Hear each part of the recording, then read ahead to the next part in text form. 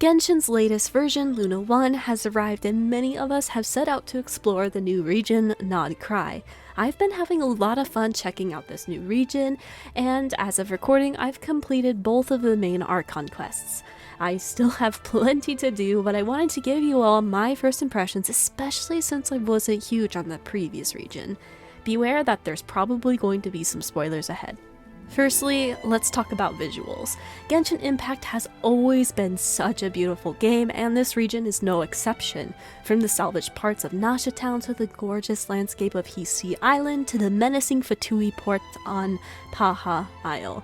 The only reason I remember these names is because I quite literally just played the quests. We will most definitely be getting new areas to explore, but the introductory places are pretty cool.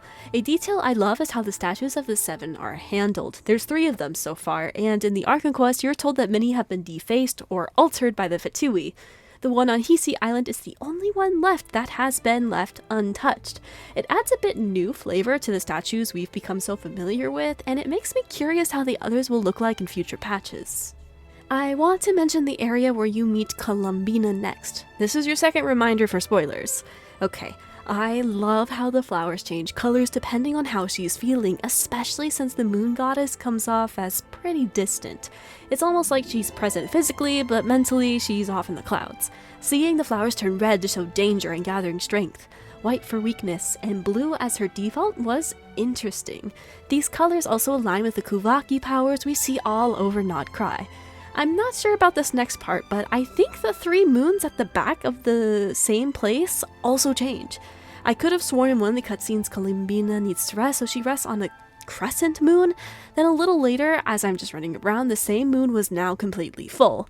I'm going to be really impressed if those moons change just how it wanes in real life, or I could have just been tripping. I also appreciate there's a little grace when it comes to climbing. Genshin's climbing has been a bit stingy. If you encounter a little lip of a building or a cliff face that juts out just a little, you would fall. It seems that a lot of the buildings in Nod Krai have these features, but they allow you to crawl over these small lips. I didn't realize how annoying climbing was in Genshin until I revisited Breath of the Wild and played Tears of the Kingdom earlier this year. These 2 games are far more forgiving, well, aside from the rain. Thank God Genshin doesn't have a slip mechanic for rain. I just found that to be a lot nicer. Now, let's talk about exploration since I've already dabbled in it a little. So far, exploration has been pretty fun. Visually, it's stunning and they've introduced some new mechanics. I'm still trying to get a hold of the push and pull mechanics, but I think I'm getting used to it as I solve more and more puzzles. I like the little Kuvaki spirits that create those little rails that you can slide across. The camera moves in some wonky ways that make me a little motion sick, but aside from that, I enjoy the fast travel available to us through them. The mirror puzzles are racking my brain quite a bit. To be honest, I've just been hitting buttons until it works, not putting much thought into it. I just find it visually interesting that you can look into a mirror to solve puzzles. Well, hold on though. I just thought of my favorite puzzle that made me squeal with how adorable it was. I'm sure these are scattered all around, but near Aino's shop there's a puzzle including these cute cubicle bots. When you touch them, they have this happy face and they begin to follow you and flap their little, mechanical arms. It's the cutest thing ever. To complete the puzzle, you have to gather all the little bots and take them to the place they need to go. I did not know these little bots would be so freaking cute. I can't give my first impressions without talking about the music, and what can I say? Genshin Impact's music has never missed. As many people have joked, this music company really makes some interesting games sometimes. I always find myself listening to the soundtrack of all of the areas in Genshin, and Nod Krai will be no exception. I often play them during streams too because they are streamer friendly as long as you aren't playing one that has a lot of heavy vocals. I have to say this region reminds me a lot of Enkanomiya, a little with the music but a lot with the gray, purple, blue tones you see scattered throughout the landscape, especially the graveyard area in Paha Isle.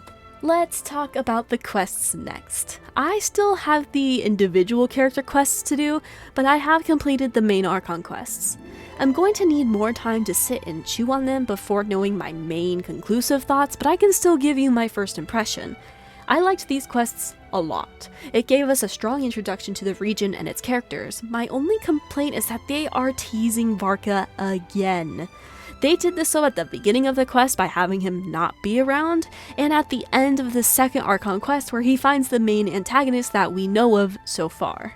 I thought Act 1 was pretty interesting. Typically Genshin uses the first act or two to build things up, but I was surprised that they allowed for some payoff early on. We work with the Frost Moon Scions to retrieve a relic that we accidentally helped steal, but that was because the main antagonist disguised himself as the twin sibling and gave us, the traveler, the adventure they so desperately wanted. Though this has been done in media plenty of times before, I liked where this was going. I did find it a little disappointing that the adventure with our sibling turned out not to be our real sibling, but I'm happy to say the payoff in Act 2 was worth it. We find out it's one of the 5 sinners of Conria, and this is where we get to work more with Flynn's, see their connection, and work together as a whole group to stop Aino's Magen cannon from firing. I was impressed with this quest because it not only built tensions for future Archon quests in Nod Krai, but it gave us something interesting to do in the meantime. Having to navigate the agitated townspeople and stop Aino's cannon that was meant to protect the people because Rerir found a way for it to boost his power was an interesting conflict. I also liked that Genshin allowed us to play different moving parts instead of just telling us later or showing us in a cutscene. We got to play as Lauma as she tried to win back the trust of the Nashatam people. We got to play as Inefa as she tried to get the cannon with Aino. The only disappointing part is we didn't get to play as Flynn's to fight Rerir. But we got 2 really cool cutscenes, which honestly I'm fine with, as we'll probably get a chance to fight this sinner later on. So this is post-editing Nox here. There is one issue I have with Nod Krai's monsters, and it feels like unless you have the lunar reactions, some of them are just stupid strong and will just kick your ass. I am not enjoying that too much since I don't have Lauma to cause lunar reactions, but I'm definitely going to revisit how I feel once I get Flynn's and see if these monsters are easier to take out. Overall, my first impressions of Nod Krai are overwhelmingly positive. I'm sure that once I have more time to think about it, my opinions will shift a little bit before they officially settle. But I'm enjoying my time so far. Now, I open up the floor to you in the comments. What do you like about Nod Krai? What are some of your complaints? I'm open to hearing it all as long as you remain respectful in the comments. If you like gacha content, I have more on my channel you can view next. Until next time.